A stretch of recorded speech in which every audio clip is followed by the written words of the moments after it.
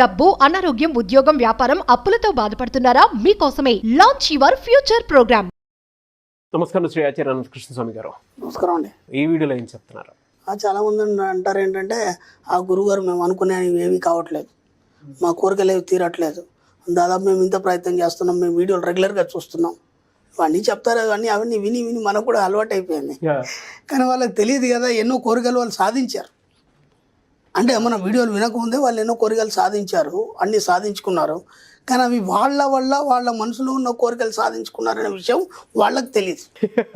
ఇక్కడ అంత విచిత్రం అదే, చాలామందికి తెలియదు ఆ విషయం. అందరూ అన్ని కోరికలను సిద్ధింపజేసుకున్నారు. అప్పుడు మనకి దాదాపు ఒక 20 సంవత్సరాల క్రితం అందరిది ఒక మధ్యతరగతి పరిస్థితి. ధనవంతులు అంటే ఎక్కడక్కడ కనిపించేది తప్ప మ్యాక్సిమం ఏంటంటే ఒక మిడిల్ క్లాసు, ఒక అంతకంటే కొంచెం ఎక్కువ అంతే. అప్పుడు మనం అనుకునే వాళ్ళం ఏంటంటే మనం కార్లలో తిరగాలి, ఓకే, లేదా ఒక మంచి ఇల్లు కలిగి ఉండాలి, లేదంటే ఒక మంచి ఒక టీవీ కొనుక్కోవాలి, ఓకేనా. ఇప్పుడు ఆ స్థితులన్నీ దాటారు కదా చాలామంది. ఆ స్థితులను దాటి ఎంతో కొంత ఈరోజు ఒక మంచి రిచ్ లెవెల్లోనే అందరూ, అంటే మన యొక్క భారతదేశ సగటు జనాభా యొక్క స్థితి, ఆర్థిక స్థితి అనేది మెరుగైంది అనేది ఎన్నో లెక్కలు కూడా చెప్తున్నాయి కదా మనకి. అవును, గవర్నమెంట్ లెక్కలు అయితే చెప్తున్నాయి, ఇంత ముందున్న పరిస్థితులు లేవు కదా. ఇప్పుడు అవన్నీ తీరినాయి అంటే మీరు ఏమనుకుంటున్నారు? మీరు సంపాదించడం వల్ల అవన్నీ తీరినాయి అనుకుంటున్నారా? అలా కాదు. మీరు ఎప్పటి నుంచో పెట్టుకున్న కోరికలు, చిన్నప్పుడు మీ మనసులో వెళ్ళిన కోరికలు ఏవైతున్నాయో అవన్నీ తీరడానికి ఈ యొక్క సమాజం పరిస్థితులే మారిపోవడం అనేది జరుగుతుంది. సామూహిక ఆలోచనల ద్వారా సమాజం యొక్క పరిస్థితి మారడానికి కారణం మీరే. ఎందుకంటే ప్రతి 20 సంవత్సరాలకు ఒకసారి ఈ సామాజిక స్థితిలో మార్పు వస్తుంది అనేది మన వాళ్ళు చెప్పిన విషయాలు. కాబట్టి ఈ సామాజిక స్థితిలో మార్పు రావడానికి కారణం ఎవరు? మీరే. అంటే మీరు అందరూ కూడా రిచ్నెస్ కోరుకున్నారు, మీరు అందరూ కూడా ఎన్నో కోరికలు పెట్టుకున్నారు. దానికి తగ్గట్టుగా ఇప్పుడు మీ యొక్క జీవిత రూపకల్పన చేయబడింది. మీరేమనుకుంటున్నారు? నా కోరికలు ఇంకా తీరలేదు. మ్యాక్సిమం తీరనాయి. కాకపోతే మీరు కొద్దిగా ఆర్థిక ఇబ్బందుల్లో ఉన్నారు కాబట్టి, మీరు ఇంకా ఏదో ఆశిస్తున్నారు కాబట్టి, ముందు మీకేం కావాలంటే ఆర్థిక ఇబ్బందుల నుంచి బయటపడాలి. బయటపడడం మిగతా కోరికలను తీరినట్టే కదా. ఆటోమేటిక్గా ఏదంటే తెచ్చుకుంటారు కదా. ఇంకా తీరకపోవడం ఏంటి? మీరు దాన్ని ఊహించట్లేదు, మీరు దాన్ని పట్టుకోవట్లేదు, మీరు ఇంకా లోటునే చూస్తున్నారు కాబట్టి మీకు తీరినట్టు అనిపించట్లేదు. అర్థమైందా? ఇప్పుడు అందుకే మనం ఏం చేయాలంటే, మనకు కలిగి ఉన్న వస్తువులకి, ఇప్పుడు ఇంతవరకు మనకు ప్రస్తుతానికి కొన్ని వస్తువులు లేవు, ఈరోజు కొనుక్కోగలిగా, లేకపోతే వాటిని ఆనందింపజేస్తున్నాం.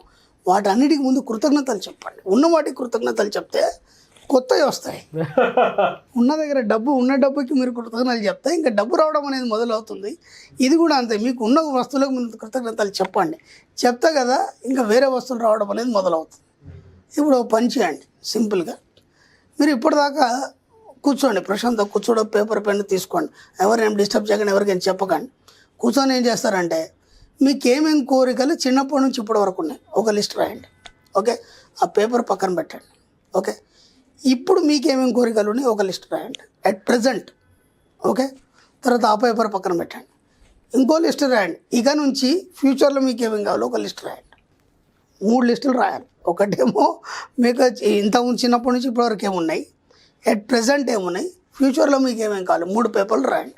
ఇప్పుడు ఏం చేస్తారంటే, దాంట్లోంచి మీకు అత్యవసరం అంటే ఇప్పటివరకు మీకు చిన్నప్పటి నుంచి ఉన్న కోరికల్లో ఏమేమి సక్సెస్ అయినాయి, ఓకే, అవన్నీ టిక్ కొట్టేయండి, ఓకే.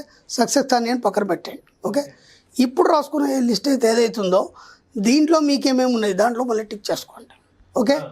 ఫ్యూచర్లో అయితే ఇక మీకు అవసరం లేదు, ఎందుకంటే మీకు ఐడియా లేదా, వస్తాయా లేదా అనేది ఐడియా లేదు. ఇప్పుడు వీటిని అన్నిటినీ సమ్మేళనం చేయండి. ఇప్పుడు ఏవైతే మిగిలిన ఉన్న కోరికలు ఉన్నాయో, ఈ ఫ్యూచర్లో ఏవైతున్నాయో అవన్నిటిని సమ్మేళనం చేయండి. చేసి ఏం చేస్తారంటే, దాంట్లో ఏవి ఎంతవరకు అవసరం అవి మాత్రమే ఒక లిస్ట్ రాయండి, ఓకే. ఇప్పుడు ఏమైపోయింది, ఆ 100లోంచి 50 పోయినాయి, 50లోంచి 25 పోయినాయి, 20లోంచి 10 పోయినాయి, లాస్ట్ 5 మిగిలినాయి. ఈ 5 మీ జీవితాన్ని నిర్దేశించే విధంగా మీరు ఎన్నుకోండి. ఆ 5తోనిక మీ లైఫ్ మారిపోవాలి.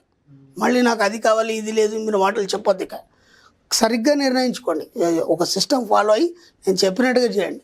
ఇప్పుడు ఈ 5 కోరికల్ని ముందు ఒక కోరిక తీసుకోండి, దాన్ని బాగా అఫర్మేషన్ చేయండి, దాన్ని పొందినట్టు అయినట్టు, ఓకే. ఖచ్చితంగా అది అయితే తీరుతుంది. జస్ట్ వితిన్ 15 days to 30 daysలో కంప్లీట్ అయిపోతుంది, అంతకంటే ఎక్కువ టైం పట్టదు దాన్ని. ఎస్, ఎందుకంటే ఇప్పటిదాకా మనకు ఒక గజిబిజి గందరగోళం అనేది ఉంది మనకి. ఏది ఎంత కోరుకోవాలి, ఏది ఎలా కోరుకోవాలి మనకు చెప్పేవాడు లేడు, మనకు తెలియదు.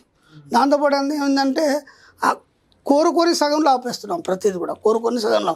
కారు కావాలని ఎప్పుడో ఉంది, మళ్ళీ దాని గురించి ఎప్పుడు ఆలోచించలేదు. మళ్ళీ ఈరోజు చాలామంది దగ్గర కార్లు చూసి పక్కింటోడు కారు కొనగానే మనం కొంటే బాగుండు, మీ ఆవిడంటది మనకంటే వెనకాల వచ్చారు వాళ్ళు కారు కొన్నారు మనం ఎందుకు కొనలేదు. అప్పుడు అనిపిస్తాము మనం కూడా కొనాలి కదా, వాడికంటే పెద్ద ఎంప్లాయీ కదా, మనకంటే చిన్నవాడు కొన్నాడు కదా. ఎప్పుడు అనుకున్న రోజులు పెట్టారు. ఇప్పుడు దాని మీద తీవ్రతరం చేస్తున్నారు మీరు. అలాగే తీవ్రతరం అనేది ఈ 5 మీద మీరు చేయండి. 6 నెలల్లో మీరు అనుకునేది సాధించకపోతే అప్పుడు అడగండి. సింపుల్. అంటే మీరు గందరగోళం కావద్దు, గజిబిజి కావద్దు. కావాల్సిన వాటిని పర్ఫెక్ట్గా బయటికి తీయండి. తీసి అవి తప్ప ఇంకా వేరే ఆలోచన లేవు. ఆ 5 మాత్రమే మీ జీవితాన్ని నిర్దేశించి మీ ఎండ్ ఆఫ్ డెత్ వరకు అవే తీసుకెళ్ళాలి. అవి ఎలాంటి కోరికలైనా సరే వాటి మీదే ఫోకస్ చేయండి. ఇంకా 10 మీరు పెట్టుకోకండి, ఖచ్చితంగా సక్సెస్ అవుతారు.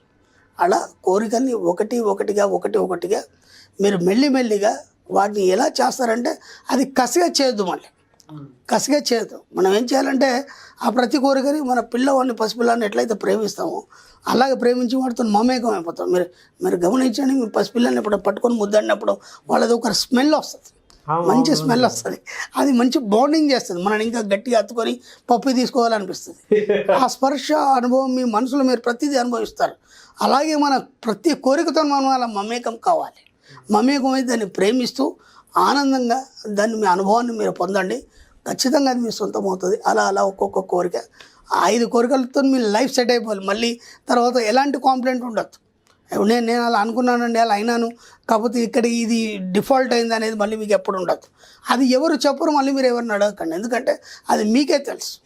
నా జీవితంతో నేను చాలా ఫుల్లీ సాటిస్ఫైడ్గా ఉన్నాను, నా ఎండ్ ఆఫ్ డెత్ వరకు నేను అలాగే ఉంటాను అనేది ముందు డిసైడ్ అయిపోయి దానికి ఏమేమి కావాలి దాన్ని పర్ఫెక్ట్గా డిసైడ్ చేసుకొని సెట్ అయిపోతుంది.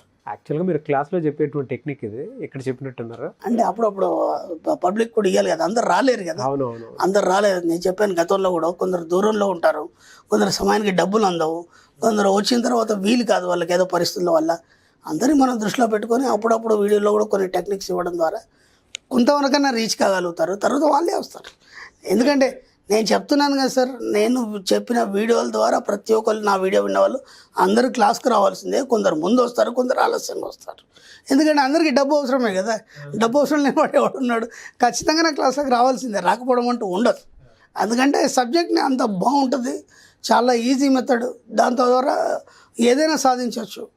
కాబట్టి ఖచ్చితంగా రావాల్సిందే, వస్తారు కూడా. Thank you so much Shri Acharya Anantakrishna Swami garu. Thank you అండి.